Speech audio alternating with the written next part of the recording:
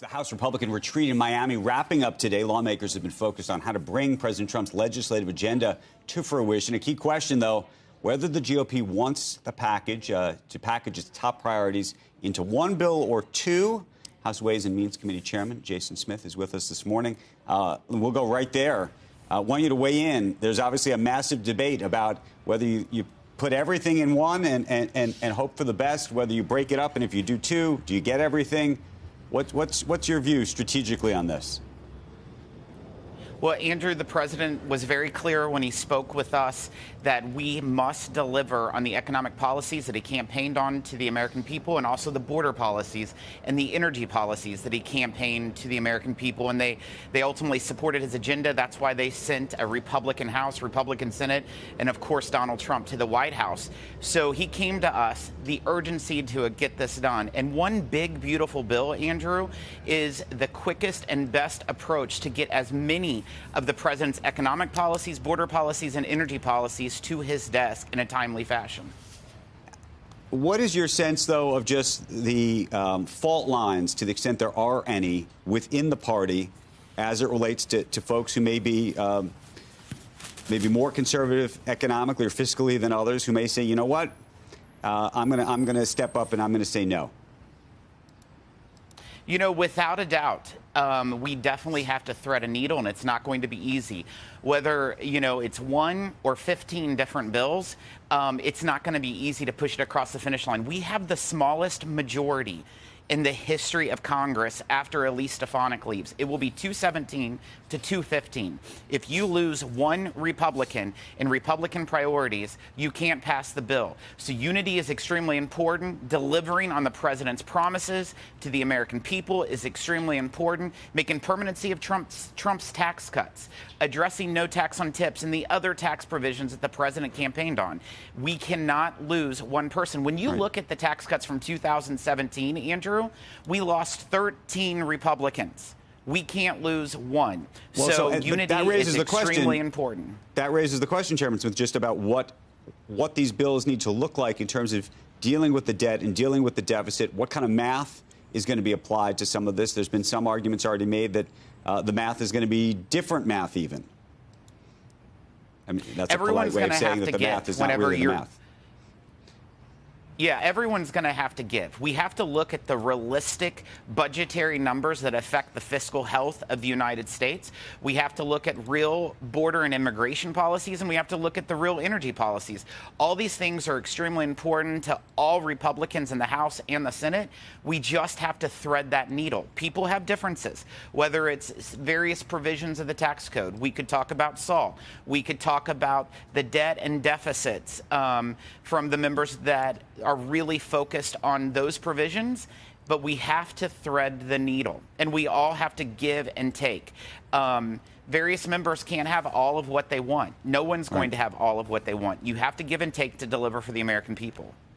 Can you weigh in, by the way, separately on this email that went out to 2 million federal workers? A lot of confusion, lots of questions. I imagine people even that you know in the government who've been employees of the government for a long time, getting an email basically saying either come back to work or resign. If you can effectively just press reply and press resign in the subject line. How do you feel about that? And what about just all of the questions that it relates to? We had a congressman on earlier who suggested it's unclear whether there's even a budget to pay all these people out in a buyout. You know, I think it's a very lenient email that the administration is sending out. If only 6% of the 2 million federal employees are showing up to work, that's unacceptable. And that is what is being provided, is that only 6% of 2 million workers. If they don't want to show up to work, they don't need to be working for the American people. The American people deserve federal employees to commit and to sacrifice and to do their best job for the American taxpayer. Separately, wanted to get your thoughts. We have Reid Hoffman coming on in just a little bit. He's on the board of Microsoft. There's a lot of questions about TikTok, and I was looking at the way you voted on TikTok back in the day. What do you think of this sort of moment that we're in where the law of the land is that this company cannot be operating in the United States. Companies like Google and Apple have decided that they're not going to allow this to operate effectively on their platform, and yet Oracle and companies like Akamai are taking the president at his word that he's going to somehow protect them despite the law later down the road. Who's right? Well, what you have to look at, part of the provisions of the laws allowed that TikTok could exist if it wasn't owned by the Chinese Communist Party. So if it comes under new ownership, that is a real possibility that they would not be banned in the United States. And there's a huge concern about the involvement of the Chinese Communist Party when it comes to TikTok. And so that has to be addressed in order to I don't disagree about that. I think to appease the law. The question, Chairman, is what you think should happen in this particular moment, which is the law has been put into place. The Supreme Court has upheld that law. You know, folks like Tom Cotton are out there saying to the technology companies, if you host this, you've got a problem. And by the way, it's not just a problem today. It's maybe the Democrats come into office, by the way, 4 or 5 years from now and look back at these things, right? That's the concern. If you're a company that you're saying the law is the law, but the president is saying, please disregard the law for now as I try to figure this out. Andrew, I voted for it. The law is the law. 357, I think, House members voted for this. And the law is also clear. TikTok can be available if it's not owned by the Chinese Communist Party. And that's something that the president's been pushing, is that new investors come in and take ownership of TikTok so it can run effectively in the United States.